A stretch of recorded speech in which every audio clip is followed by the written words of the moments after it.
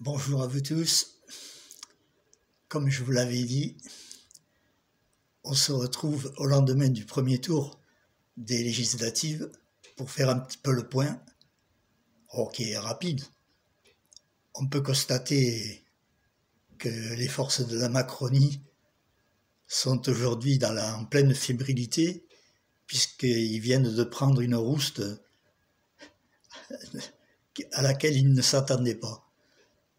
Je crois que les électeurs français ont décidé de donner une petite claque, même une grande claque à Macron, et peut-être qu'ils ont décidé aussi que dimanche prochain, ils peuvent donner une majorité à la nouvelle Union populaire. Tel que c'est parti, on peut le penser. En tous les cas, j'en suis convaincu. Peut-être que je me trompe, mais je pense qu'il va y avoir une nouvelle dynamique de second tour à laquelle ils ne s'attendent pas.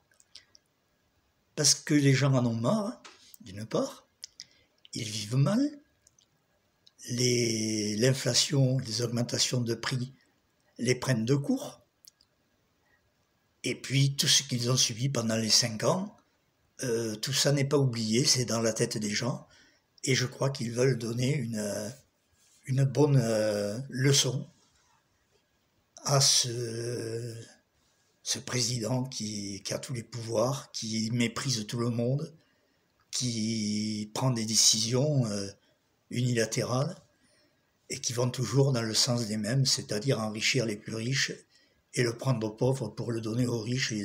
Il fait les vases communicants, mais à l'envers de ce qu'il faudrait faire. Donc voilà, on est au lendemain de ce premier tour qui a donné l'Union populaire non seulement en progrès, mais qui est en train de prendre le dessus sur la Macronie.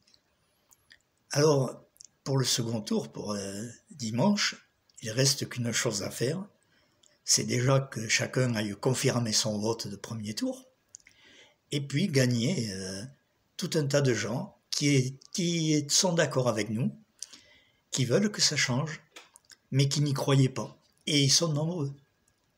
Ils se disaient on n'y arrivera pas, ça y est, on a été battu au premier tour de la présidentielle, on n'a plus de candidats, donc l'affaire est classée.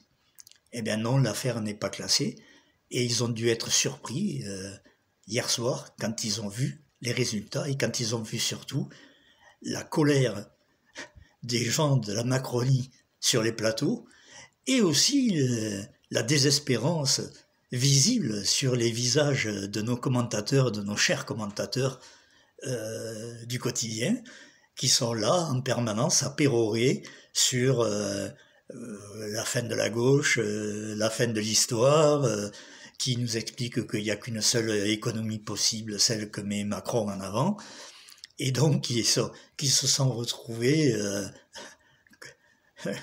devant une difficulté hier soir à expliquer pourquoi la NUPES, comme ils l'appellent, est arrivée en tête et a réussi à placer 4 de leurs candidats au premier tour, alors que la Macronie n'en a placé aucun. Le seul qui est de droite qui est passé, c'est quelqu'un qui est dans le groupe de l'ancien Premier ministre du Havre. C'est tout, c'est le seul. Les autres sont évidemment D'ailleurs, c'est de la France Insoumise, les 4, je crois, qu'ils sont de France Insoumise. Mais en tous les cas, dans beaucoup de circonscriptions, mais des centaines de circonscriptions, je crois 200 ou 150, enfin un nombre très important, où au second tour, sans problème, les candidats de la nouvelle Union populaire seront élus. Et puis, dans beaucoup d'autres circonscriptions, eh bien, on est bien placé pour pouvoir l'emporter si les jeunes et les forces populaires les plus démunis vont voter pour un salaire à 1500 €, pour une retraite à 60 ans, pour l'indemnité pour les jeunes de 1000 €, et ainsi de suite pour toutes les revendications que nous avons développées depuis des mois, et ce programme qui permet de changer la vie de chacun dans l'immédiat, et ensuite qui permet à perspective plus lointaine à faire avancer des éléments qui vont dans le sens d'une politique environnementale meilleure, qui vont dans le sens de modifier la façon de produire et modifier la façon de consommer dont on a besoin pour défendre la planète et donc pour défendre le plan climat, comme on dit. Voilà un petit peu les enjeux qui sont posés.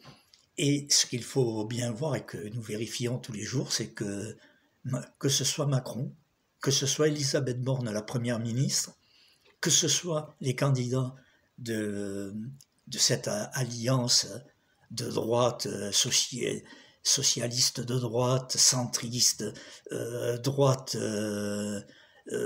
classique, autour de Macron, eh bien personne ne veut débattre. Personne ne veut débattre des projets politiques alors qu'on sait très bien qu'il va y avoir un projet macronien qui est de casser les services publics puisqu'il a promis à l'Europe qu'il ramènerait de 6% à 3% le déficit extérieur et le déficit, eh bien la dette, qu'il appelle la dette, le déficit commercial, le réduire de 3 points, c'est 80 milliards qu'il faut enlever au budget. Donc il faut qu'il nous précise dans quel domaine il pense en tirer les 80 milliards. 80 milliards, vous le savez, vous en avez entendu parler, c'est l'équivalent du budget du ministère de l'Intérieur et du budget de l'Éducation nationale ensemble. Vous voyez que c'est une somme considérable.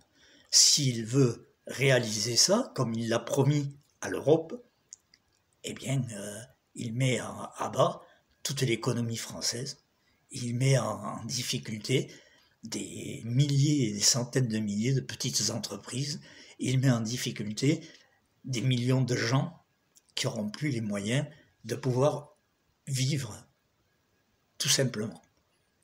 Donc, il est temps que tout cela soit dégagé, et dimanche, vous pouvez le faire. Vous pouvez vous rassembler par le vote pour éliminer cette politique-là et mettre en place la politique de la nouvelle Union populaire qui donnera un courant d'air frais dans le pays et qui permettra de satisfaire les revendications salariales, les revendications sociales qui sont inhérentes à un progrès dans notre pays. Sans ça, il n'y aura pas de progrès possible.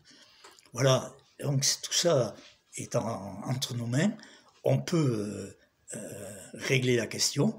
Moi, pour ce dimanche-là, évidemment, j'essaierai de donner des coups de main comme je peux à d'autres candidats, puisque nous, on a la chance à Montreuil d'avoir notre candidat, Alexis Corbière, élu au premier tour, ce qui était quand même la grande question que nous nous posions. Est-ce qu'on y arriverait ? Ben oui, et grâce au travail de tous les copains et copines qui se sont démenés comme c'est pas possible.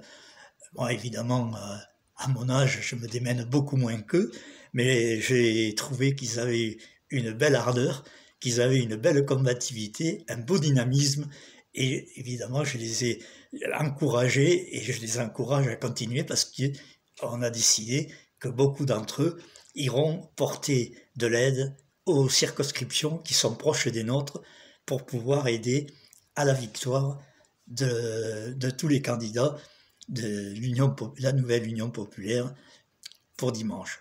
Voilà, tout ça est réjouissant.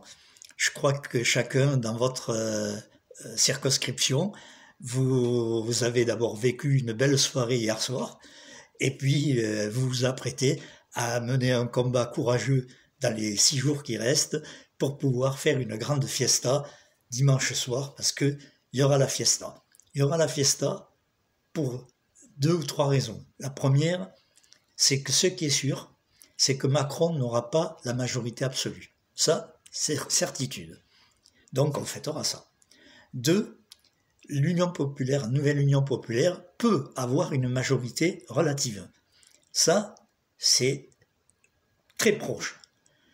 Et puis 3, cerise sur le gâteau, on pourrait arriver à avoir 289 élus, ce qui ferait la majorité absolue, et ça permettrait d'imposer Jean-Luc Mélenchon comme Premier ministre. Ces 3 raisons-là, c'est à portée de notre main, on va pouvoir fêter. En tous les cas, quoi qu'il se passe, on aura une grande fête parce que nous aurons marqué l'histoire, parce que nous ouvrons une nouvelle période.